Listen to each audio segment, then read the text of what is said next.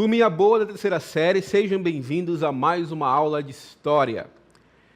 E eu sou o professor Ananias Carvalho, serei o seu professor nessa aula maravilhosa que tenho certeza que vai agregar ao conhecimento de vocês. Então vamos lá ao tema de nossa aula. Aula de número 23. Objeto de conhecimento, economia, produção, capital e trabalho são consequências de experiências humanas estabelecidas historicamente em diferentes contextos culturais e sociais. Forma de organização econômica e transformações técnicas, tecnológicas e informacionais ao longo do tempo. Novas formas de trabalho, produção e configuração de mercado no mundo atual. Desigualdade social, exclusão digital e precarização das relações de trabalho. Detalhamento: o processo de formação da indústria no Brasil e a Zona Franca de Manaus. Então a gente vai começar a entender um pouco mais sobre o processo de industrialização no Brasil, combinando com a nossa Zona Franca de Manaus. Vamos à aula.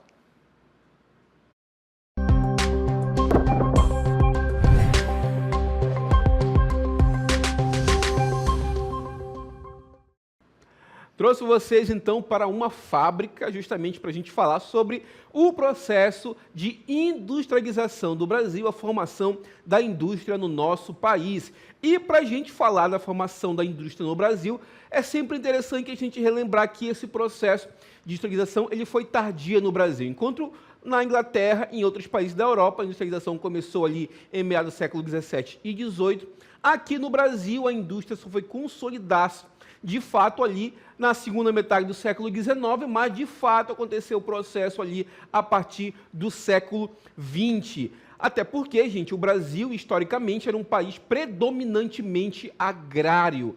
Inclusive até o século XX o Brasil era um país de maioria rural, a maioria da população vivia ainda na zona rural. Foi só após esse processo de industrialização, com o êxodo rural, que as cidades começaram então de fato a incharem, as capitais começaram a incharem, de fato, a serem cada vez mais populosas, dando cabo do que a gente conhece hoje, os grandes centros urbanos brasileiros. E esse processo, pessoal, de industrialização, ele envolveu alguns fatores econômicos, políticos e sociais, como a gente vai começar a ver a partir de agora. Vamos ao texto. Para a gente falar de industrialização, nunca é demais lembrar duas tarifas que vão marcar basicamente esse atraso e, posteriormente, como é que se deu de fato esse processo de industrialização no Brasil. Basicamente, a tarifa Alves Branco e a tarifa Silva Ferraz, que ocorreram ali no segundo reinado. Essa tarifa Alves Branco foi basicamente um mecanismo de estimular a produção nacional, em medida em que eles estavam ali impondo algumas tarifas justamente para fazer com que estimulasse o mercado interno. Ou seja, se um produto tivesse concorrentes semelhantes ou iguais, viriam a sofrer uma cobrança que poderia variar de 30% a 60%. Que produto, professor? Um produto importado que tivesse o mesmo preço do produto nacional, segundo a tarifa Alves Branco, teria o imposto que iria de 30% a 60%. De tal modo, a chamada tarifa Alves Branco tinha como objetivo ampliar a arrecadação do governo imperial por meio dessa política tarifária. Mas a gente sabe que, lá no século XIX, o Brasil, que era uma nação recém-emancipada politicamente, tinha ali como seu grande banco fiador a Inglaterra, e a Inglaterra não queria, obviamente, que os seus produtos fossem ali basicamente tarifados pelo governo brasileiro. O que aconteceu então? Eles meio que forçaram, pressionaram de forma diplomática e usaram também o interesse dos cafeicultores que buscavam ali maquinizar a sua produção, digamos assim, e essa pressão fez nascer uma segunda tarifa, que é basicamente a tarifa que a gente vai estudar a partir de agora. Vamos lá. A tarifa Silva Ferraz, em 1860, por pressão dos cafeicultores e também dos ingleses, foi aprovada a tarifa Silva Ferraz, que consistia na redução das taxas de importação sobre máquinas, ferramentas, ferragens, desestimulando dessa forma os investimentos na produção nacional. Fiz para vocês aqui uma tabela, um comparativo que vai basicamente nos mostrar as principais diferenças entre a tarifa Alves Branco e a tarifa Silva Ferraz. Aqui, gente. Alves Branco foi ali assinada em 1844, enquanto a Silva Ferraz em 1960. Objetivo: produtos importados semelhantes aos nacionais pagavam mais tributos. Já na tarifa Silva Ferraz, houve a redução de taxas de importação. E qual foi, de fato, o que aconteceu? Favoreceu a tarifa Alves Branco, a produção nacional, enquanto a tarifa Silva Ferraz desestimulou os investimentos no Brasil, na produção nacional brasileira. Houve, nesse momento, inclusive, o surgimento de um empresário, de um visionário, que foi o Barão de Mauá.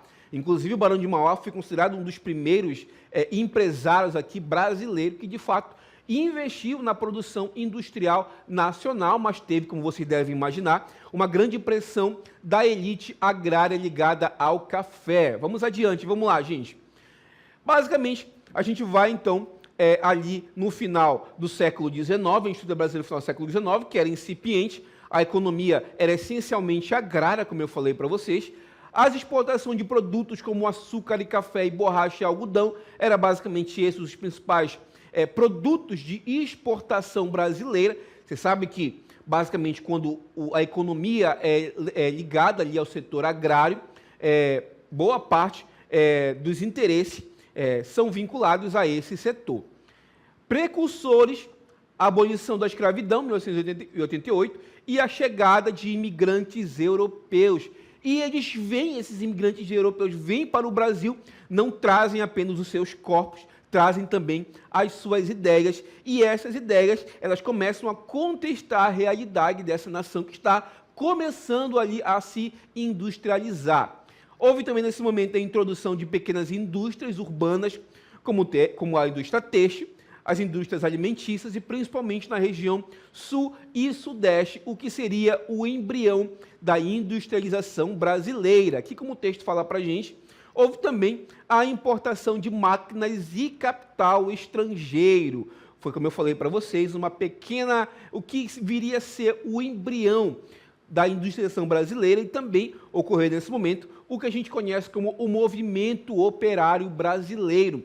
E esse movimento operário, basicamente com as ideias vindas com os estrangeiros imigrantes, ideias essas como o próprio socialismo e o anarquismo, surgiu o movimento operário no Brasil nesse momento, movimento operário que vai culminar com a grande greve de 1917, que foi um marco no movimento operário brasileiro. Vamos adiante, vamos lá. Vamos então verificar os impactos da Primeira Guerra Mundial na economia brasileira. Diminuição das importações de produtos europeus, porque a Europa estava em guerra e pós Primeira Guerra Mundial, os parques industriais da Europa estavam destruídos. Obviamente, o brasileiro teve que virar para o que o seu país podia oferecer no que tange ali aos produtos industrializados. O Brasil substitui os produtos importados por produtos nacionais. Vamos adiante. Expansão das indústrias de bens de consumo, crescimento de pequenas indústrias, adoção de medidas protecionistas, aumento de tarifa alfandegária para proteger as indústrias locais. Então, a gente vê que, aos poucos, após a Primeira Guerra Mundial, houve ali um pequeno estímulo do que viria a ser a industrialização no Brasil, mas que esse estímulo só vem, de fato, a acontecer de forma mais efusiva ali com a chegada de Getúlio Vargas ao poder, que foi basicamente ali quando a indústria brasileira começou, de fato, a se consolidar. A Era Vargas e a industrialização brasileira. Eu trouxe aqui para vocês um texto que vai, basicamente, nos auxiliar nessa reflexão que a gente vai fazer a partir desse processo de industrialização do Brasil. Substituição de produtos estrangeiros, resposta à crise econômica de 29 e estímulo da produção interna. Vamos adiante, vamos lá. Menor dependência dos produtos estrangeiros, criação de empresas estatais, como a Companhia Siderúrgica Nacional, que era uma indústria de base, gente. O que vem ser uma indústria de base? É uma indústria, basicamente, que fornece subsídio para outras indústrias. Uma indústria siderúrgica, que trabalha na produção ali de metais, ela é essencial para que outras indústrias possam surgir. Então, o governo Vargas ele viu a possibilidade de investir em indústria de base com a criação da Companhia Siderúrgica Nacional, lá no ano de 1941. Para você consolidar uma indústria forte no seu país, você tem, obviamente, que investir primeiramente nas indústrias de base, a indústria que fornece ali materiais para outras indústrias. E investiu em infraestrutura, ferrovias e energia elétrica. Então, a gente vê que na era Vargas, ali a partir de 1930, houve ali um crescimento exponencial da indústria brasileira e, consequentemente, também na questão do operariado. Inclusive, o Vargas, Getúlio Vargas, é conhecido como o precursor do trabalhismo no Brasil. Foi nesse momento, inclusive, que foi consolidada as leis trabalhistas na CLT, a consolidação das leis trabalhistas, que basicamente foi um marco ali no movimento operário brasileiro. Vamos adiante, vamos lá. Segunda Guerra Mundial, escassez de produtos importados impulsionou ainda mais a industrialização do Brasil. O Brasil começa a fabricar materiais siderúrgicos e também químicos, que viria a ser ali o precursor da indústria nacional. Saindo de Vargas, entrando ali em JK, houve também a questão do crescimento da indústria do setor automobilístico, que a gente vai ver um pequeno texto agora. Vamos lá. Nos anos 1950, o Brasil começou a acelerar rumo à modernidade com a chegada de um sonho sobre 4 rodas. Sob a liderança de Juscelino Kubitschek, o Brasil adotou o ousado plano de metas, com foco na industrialização. Um dos pilares desse plano, a criação de uma pujante indústria automobilística. O governo ofereceu incentivos para atrair montadoras internacionais e, em pouco tempo, grandes empresas começaram a instalar fábricas no Brasil, gerando empregos e impulsionando a economia. Esse movimento trouxe inovação e tecnologia ao país, transformando o Brasil em um dos maiores produtores de automóveis do mundo e ampliando as estradas para o desenvolvimento nacional. Com a indústria automobilística, Juscelino colocou o Brasil no caminho do progresso e deu partida ao desenvolvimento acelerado que ainda hoje movimenta o país.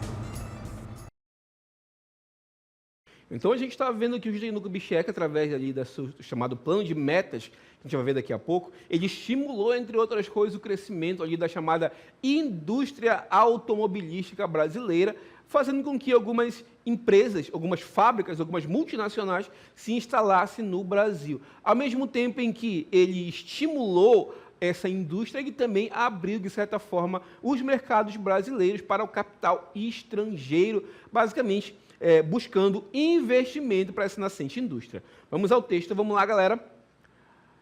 Pós-guerra e o plano de metas, 1950 a 1960. O plano de metas de JK acelerar o crescimento econômico do Brasil por meio da industrialização. Criação da indústria automobilística, instalação de montadoras como Volkswagen, Ford e General Motors. A construção de Brasília, estímulo à indústria da construção civil e impulso ao desenvolvimento de áreas no interior do país. Vamos adiante. Industrialização no regime militar, que vai de 64 a 85. Nesse momento, teve também ali um impulso através do que a gente conhece como o milagre econômico brasileiro, ali da era do regime militar, um rápido crescimento econômico, houve investimento em projetos de infraestrutura, como hidrelétricas, a de Itaipu, por exemplo, rodovias, como no caso da Transamazônica, aqui, que basicamente corta a região norte brasileira, e incentivo à industrialização pesada, especialmente nos setores siderúrgicos, petroquímicos e de automotivos, tá, gente? A industrialização brasileira foi financiada por capital estrangeiro, resultando no aumento da dívida externa brasileira. Nesse momento, a gente está vendo que houve, de certa forma, um incentivo à industrialização do país, a criação de mecanismos que levaram à produção de energia elétrica, como investimento em hidrelétricas, que são usinas que geram eletricidade através ali da força das águas, tá, gente? Mas também ali o crescimento incipiente do desmatamento, à medida em que o próprio governo estimula a ocupação aqui da Amazônia. E, por meio disso, a gente vai agora estudar como esses mecanismos governamentais, por assim dizer, fizeram com que houvesse aqui na região amazônica algo que, de certa forma, mudou a nascente industrialização do país, que é justamente ali o processo que levou à criação da Zona Franca de Manaus, a famosa Zona Franca de Manaus, que marca basicamente a história da região norte ali da segunda metade do século XX. A criação da Zona Franca de Manaus, a Lei 3.173 de 57, instituída durante o governo Juscelino Kubitschek, prevendo a criação da Zona Franca de Manaus. Aqui um trecho do Jornal do Comércio, que basicamente tem como notícia principal a criação da Zona Franca de Manaus. Vamos adiante. Vamos conhecer então a Zona Franca de Manaus e o que ela representa aqui para a região norte. Implementada em 1967, com o Decreto-Lei número 288, objetivo promover a industrialização e o desenvolvimento econômico da Amazônia por meio de incentivos fiscais e tarifas reduzidas para a importação de insumos e maquinários. Vamos adiante. Reduzir as disparidades regionais e promover também o desenvolvimento econômico sustentável aqui da região amazônica, da região norte. O que de fato vem ser a Zona Franca de Manaus, gente? É uma zona de livre comércio onde existe certas isenções de tributos, de alguns tributos, que estimula a vinda de algumas fábricas aqui para essa região, na finalidade de obter vantagem no subsídio de impostos. Então, a gente vê aqui na cidade de Manaus e a instalação de inúmeras fábricas, como fábricas de televisores, de motocicletas, enfim, de outros produtos industrializados. Elas vêm para cá não porque elas acham que aqui é legal, o clima daqui é top, lógico que é uma terra maravilhosa, mas eles vêm para cá justamente porque aqui eles têm isenção fiscal e uma série de isenção de incentivos tributários que faz com que seja vantajoso para uma fábrica se estabelecer na Zona Franca de Manaus. Isso faz com que houvesse ali um grande desenvolvimento na região norte, em especial no estado do Amazonas. Vamos adiante, vamos lá. Incentivos e funcionamento da Zona Franca de Manaus. Benefícios fiscais como isenção de impostos sobre produtos industrializados, os famosos IPI, redução de impostos de importação, o II, isenção de impostos sobre circulação de mercadorias e serviços, o ICMS, e outros incentivos estaduais e municipais. Vamos adiante. Incentivos e funcionamento da CFM, benefícios fiscais como isenção de impostos, vamos adiante. O polo de atração de investimentos em setores eletroeletrônicos, informáticas, motocicletas, produtos químicos, farmacêuticos e bens de consumo modernos. Então a gente vê que a Zona Franca de Manaus é basicamente uma zona de livre comércio que objetifica ali facilitar o comércio de produtos tanto para o mercado interno quanto para a exportação, oferecendo um regime de importação de insumos como benefícios fiscais e alfandegários aqui para as indústrias que têm o objetivo de se estabelecer na Zona Franca de Manaus. Vamos adiante, então, agora com um pequeno vídeo que vai basicamente ilustrar a Zona Franca de Manaus e seus principais objetivos. Vamos lá, gente. No coração da Amazônia, a Zona Franca de Manaus surgiu como um impulso de desenvolvimento econômico e preservação ambiental. Criada em 1967, essa zona especial revolucionou a economia da região norte do Brasil. Com a criação da Zona Franca de Manaus, o governo brasileiro buscou integrar a Amazônia à economia nacional, oferecendo incentivos fiscais e facilitando o comércio. O objetivo? Atrair indústrias, gerar empregos e desenvolver a região.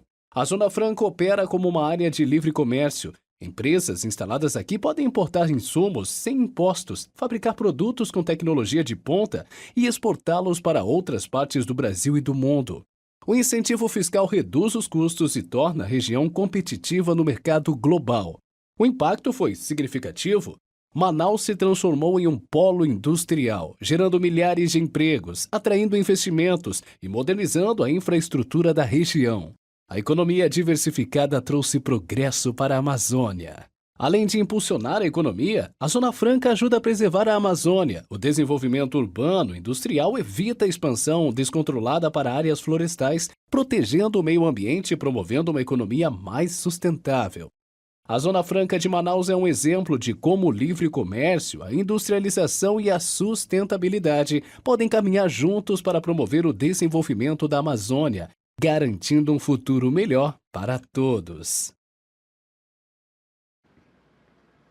A gente vê a importância da Zona Franca de Manaus para o crescimento e o desenvolvimento econômico da região amazônica. Mas, professor, é só coisa boa, professor? Incentivo, criação de emprego. O que a Zona Franca de Manaus traz que, basicamente, a gente não vê como algo totalmente positivo? Desde sua implementação, a gente vê que existem o que chama de tempo em que a Zona Franca de Manaus pode se estabelecer como zona de livre mercado. Então, durante esse período, existe sempre uma luta para que esses incentivos sejam prorrogados e, basicamente, seja vantajoso para uma indústria se manter aqui na região amazônica. E isso, basicamente, faz com que ocorra uma dependência da indústria da região em relação a essa zona de livre mercado. Vamos ao texto, vamos então entender esses impactos econômicos da Zona Franca de Manaus. Como eu falei para vocês, com o surgimento da Zona Franca, houve a geração de empregos,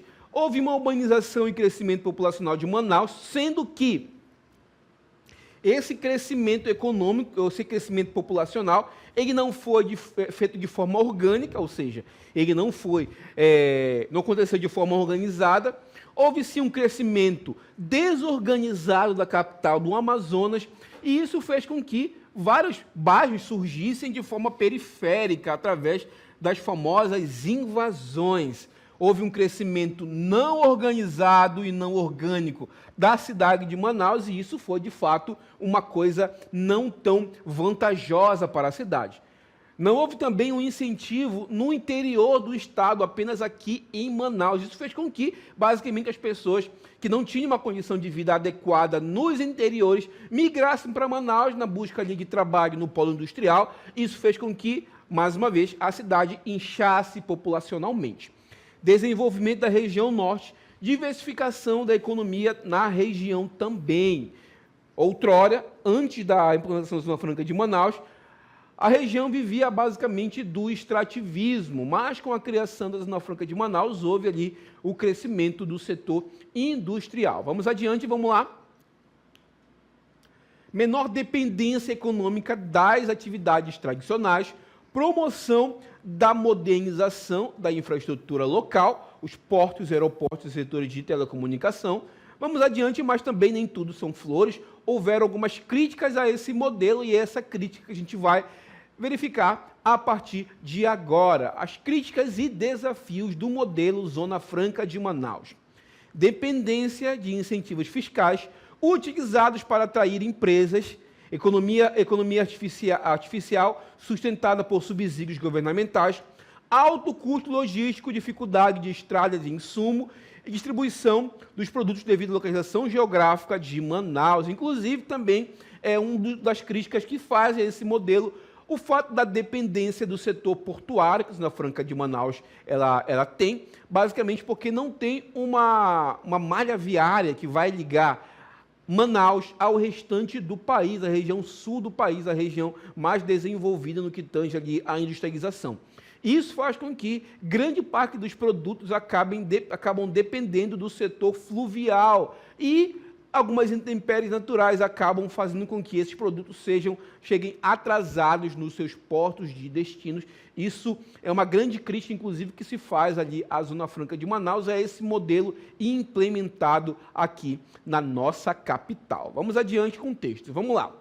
Apesar de seu sucesso inicial, a Zona Franca de Manaus tem enfrentado dificuldade nos últimos anos, com uma perda de competitividade em relação às outras regiões industrializadas do Brasil e também do mundo. Então, a gente vê que esses desafios logísticos fazem com que surjam algumas críticas a esse modelo, basicamente da bancada parlamentar, que não é daqui do Amazonas, que também luta para que esses incentivos vão para a sua terra, obviamente, fazendo com que a Zona Franca de Manaus perca a sua competitividade. Vamos adiante com o texto. Vamos lá. Crise da dívida de estagnação industrial da década de 80. Em 1980, graves problemas econômicos surgiram e a indústria brasileira foi afetada pela crise da dívida externa e da inflação galopante, que foi basicamente uma herança dos governos militares. Novos investimentos foram limitados, desaceleração do crescimento industrial, recessão econômica brasileira e dificuldade para a modernização dos parques industriais aqui do nosso país. Então, a gente vê que ali na década de 80, no final do regime militar e as consequências das políticas econômicas do regime militar fizeram com que essa crise pegasse em cheio e houve uma desaceleração ali do processo de industrialização brasileira. Vamos adiante agora, trago para vocês um texto que vai nos ajudar a entender como é que ficou o país industrializado no processo da globalização.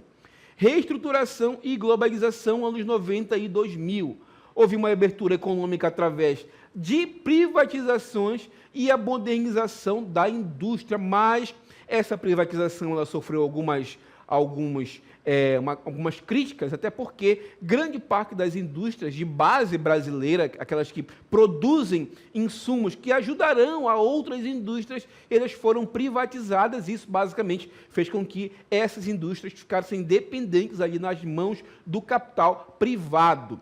Indústria brasileira busca se modernizar e se reestruturar após a exposição com a concorrência global. Vamos adiante. Abertura econômica atrai investimentos estrangeiros diretos, especialmente nos setores de alta tecnologia e de bens de capital, como telecomunicações, eletrônica e também a informática. Mais uma vez, professor, quando um empresário, um banco, um país investe no Brasil, é bom, professor? Obviamente que é bom, porque através desses investimentos o país pode investir em infraestrutura e se modernizar cada vez mais no que tange ao seu parque industrial. Professor, mas tudo é vantagem? Obviamente que não. Há uma abertura ao capital estrangeiro e a indústria fica à mercê da concorrência estrangeira, à medida em que, se o estrangeiro resolve tirar o capital do Brasil, a indústria basicamente vai à bancarrota. Vamos adiante com o texto. Vamos lá. Indústria do século XXI.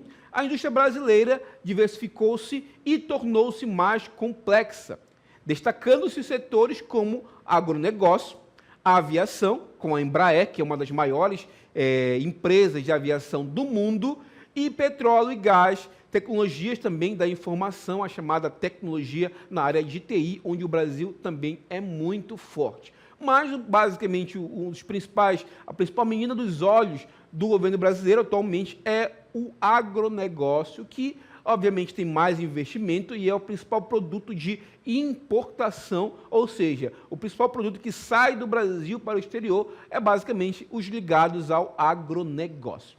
Vamos adiante com o texto. Vamos lá.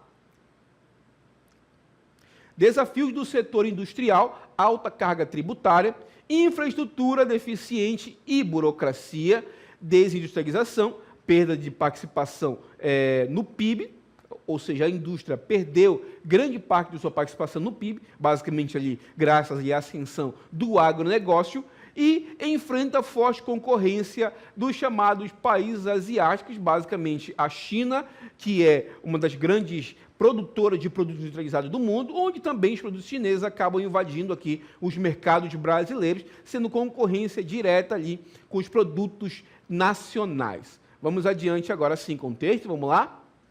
A preservação ambiental no que tange ali respeito à ZFM, Zona Franca de Manaus. Política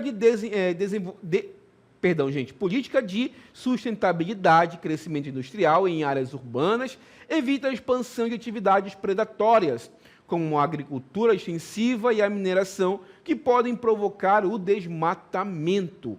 E em relação à Zona Franca de Manaus, professor, o que a gente pensa em como será o futuro desse modelo ali de produção? Sua manutenção depende das decisões políticas sobre a continuidade dos incentivos fiscais e da modernização da economia da região, diversificação da economia, inovação tecnológica e na bioeconomia que se apoie no potencial dos recursos naturais da região aqui amazônica. Há também o desenvolvimento de novos produtos e tecnologias sustentáveis. A moda agora é a chamada sustentabilidade, um desenvolvimento que basicamente não vai ferir o meio ambiente e também fazer com que o país cresça, a região amazônica especial, cresça de forma sustentável. Beleza, gente? A gente vai encerrando a nossa aula por aqui.